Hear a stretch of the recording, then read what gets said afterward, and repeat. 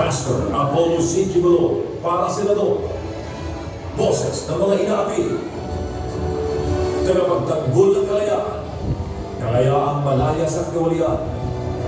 Kalayaang magsalita ng walang pagigipit. At kalayaang manampalataya na hindi inuusig.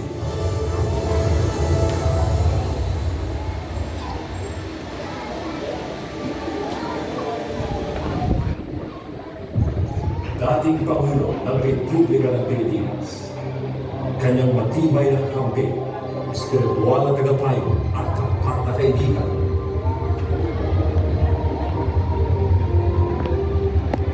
Magkasangga, walang iwanan. Parehong pilit na pinapabagsak ng mga kurang at sakim sa kapangyarihan. Si dating Pangulo Rodrigo Roa Duterte, persahang dinala sa banyagang bansa.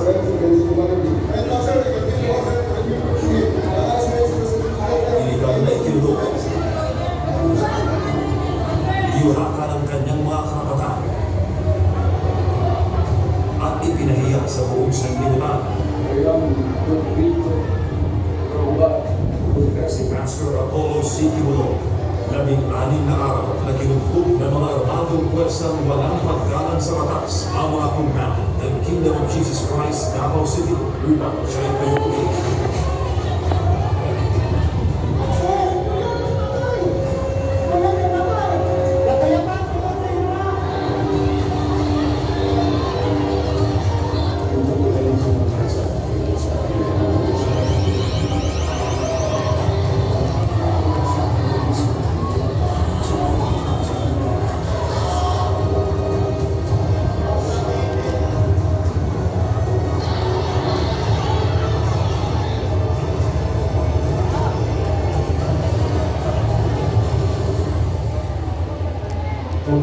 Dalawang lider, tapat na magkaibigan. Biktima ng maduming laro ng politika sa Pilipinas. Iisang mukha ng pang-aapi, parehong pattern, parehong taktika. Mga gawa-gawang kaso, total na paggamit ng puwersa. Lahat ng yan ay upang patahimikin sila. Noon pa man, bago mangyari ang mga walang katarungan ito, sinulog na ng panahon ang kanilang samahan. Mula pa noong unang bahagi ng 1980s, si Duterte noon ay isang pista at si Pastor Kibuloy noon ay nagsisimula pa lamang ng kanyang ministeryo sa isang maliit na kapilya sa Davao City ay may isang pangarap.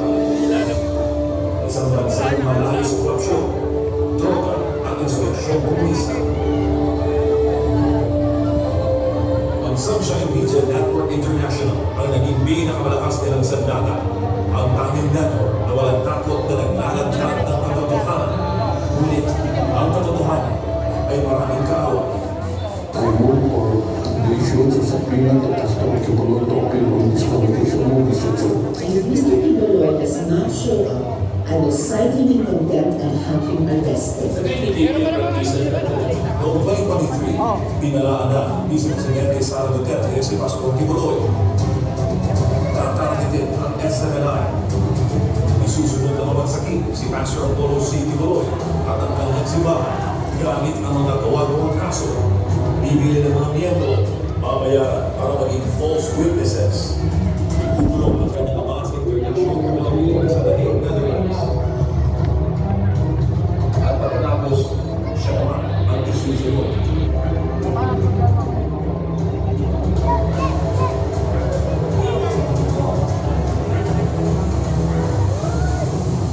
Bakit ganoon na lang ang obsesyon ng administrasyon ito upang mabagsakin si Pastor Kibuloy?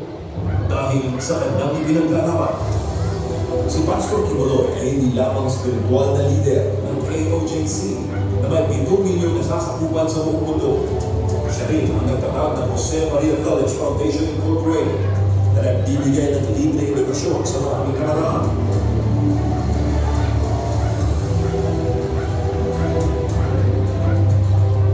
Noon pa man, siya namutulong ng walang hinihintay na kamali sa mga kababayan nating nangangailangan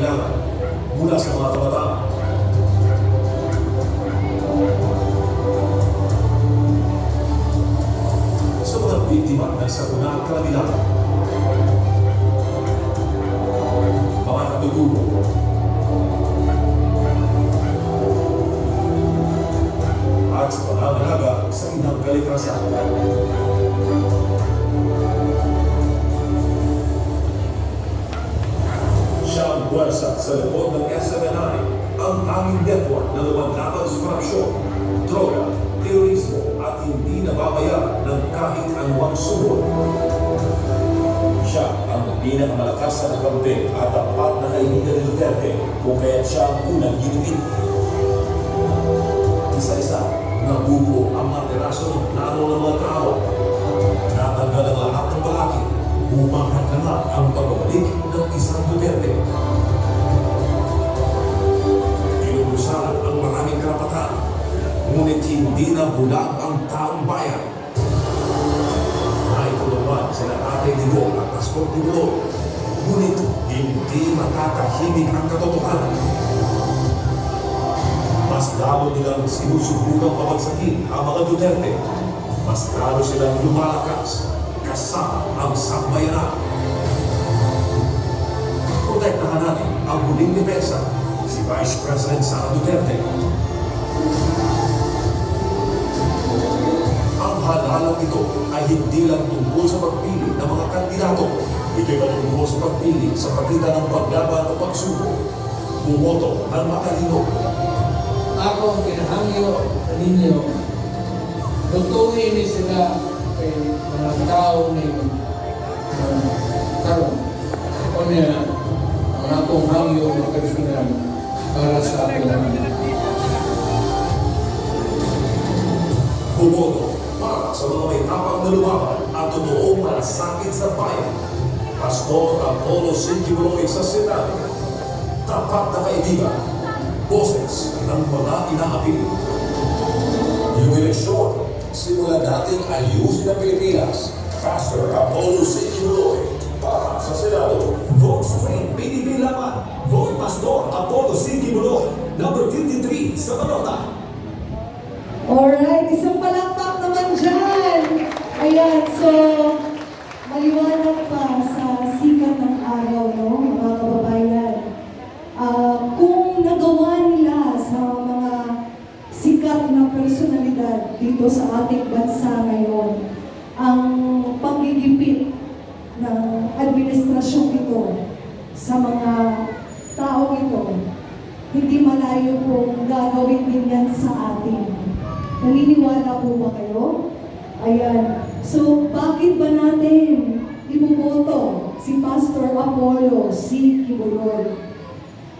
Hindi man po natin siya personal na makakasama po ngayon, pero nagpadala po siya ng representative na magsasalita sa kalagitnaan po natin ngayon.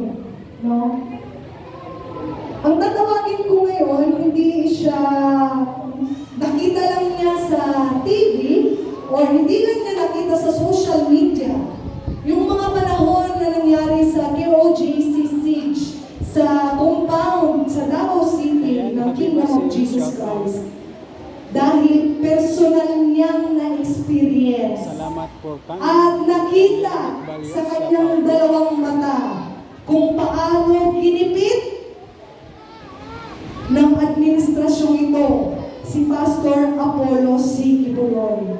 Isa po sa mga SMNI anchor at miyembro ng Panateros, tawagin po natin si Mr. J. Guevara. Isang malakas na palakpak!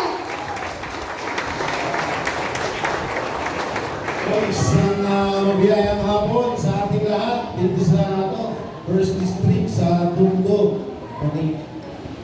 Sa mga hindi nga po pala nakakilala sa akin, ako si J. Guevara, isa sa mga Panateros Brothers at anchor ng SMNI.